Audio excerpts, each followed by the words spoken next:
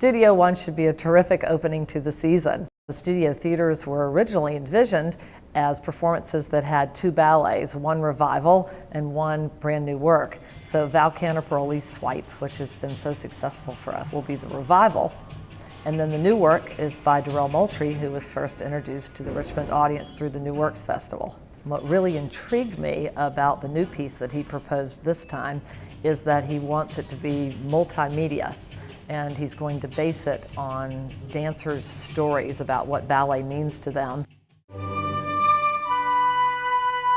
The repertory program at the Carpenter Theater this year will open with a little piece called The Danse Macabre, and I choreographed it in 1981 for Philip Neal. It was the first piece I ever choreographed at the Richmond Ballet.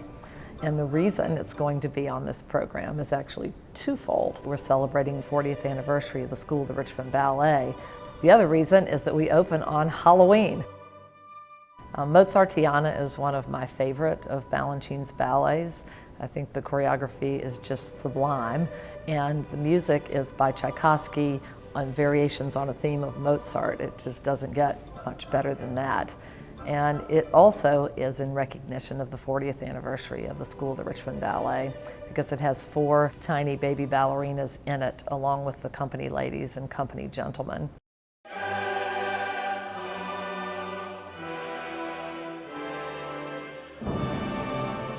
John Butler's Carmina Burana is one of the most requested ballets in the Richmond Ballet repertory. Everyone loves the Carl Orff score, and then when you have that beautiful score played by the Richmond Symphony and sung by the Richmond Symphony Chorus, and then the stage full of dancers, it's easy to see why people ask for this work over and over.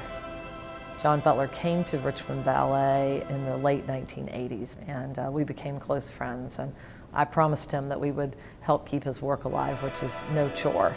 It is just a pleasure to be able to continue to perform it.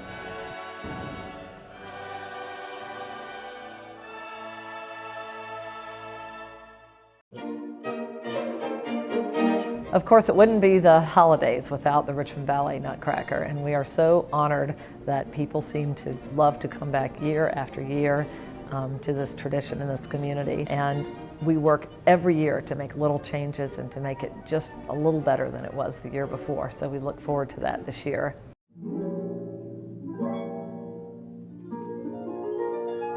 Don Quixote is one of the full-length ballets that's closest to my heart, because in 1985, the first year we had a professional company, Nicholas Beryosov came and staged the Marius Petipa choreography of Don Quixote. One of the great things about our production this year is that it's going to be the beginning of our cultural exchange with China, and we're bringing 2 dancers from the National Ballet of China to come in and do the leads. There's comedy, there's a beautiful forest white scene, there are gypsies, love interest. It has everything in it. There's not one thing that Don Quixote doesn't have. The New Works Festival is always a very favorite time of year for me and for the dancers, because it's an incredible opportunity to get to know 4 new voices. And I choose these choreographers from people all over the world that want to create here, and it's just amazing the different kinds of things that come out, and we've gotten to know some of our favorite choreographers this way.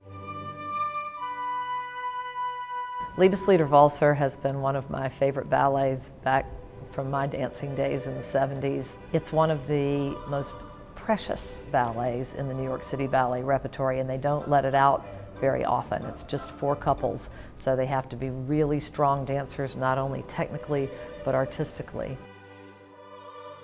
You know, the world out there is so fast and furious, and all of us have so much on our minds every day. And our goal at the Richmond Ballet is, no matter which of these shows you walk into, one of the classics or one of the brand new ones, that you just come to an oasis where all of that leaves your mind and you just are in the moment with these beautiful dancers, soaring with them as a refuge from anything else going on.